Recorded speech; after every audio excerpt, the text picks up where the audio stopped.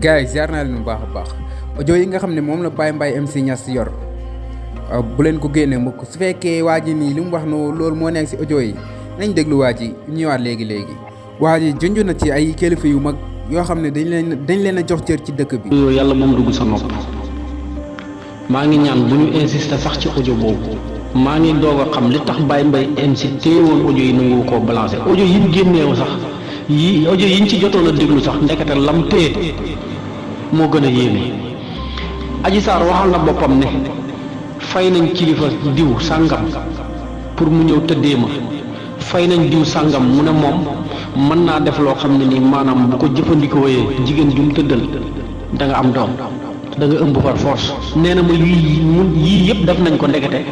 génne milliards yi dul jeex pour def loolu rien que rek ëmb bi ñu déclaré woon ci problème bi ñu ne ëmb bi am lépp yàlla bañ.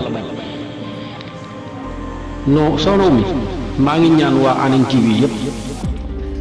audio yii ñuy wax bu ñu sax insister ci audio yi nañ ignorer audio yooyu bañ koo déglu. bëri na ci loo xam ne nii wallahi laasim bu duggee seen nopp bëri na ko doon wax fii tey di contre Ousmane Sonko wala feneen barke Cheikhou Tidiane billaahi wallahi gàcce dina la rey wala sa làmmiñ dina damm ba keroog ngay dugg bàmmeel.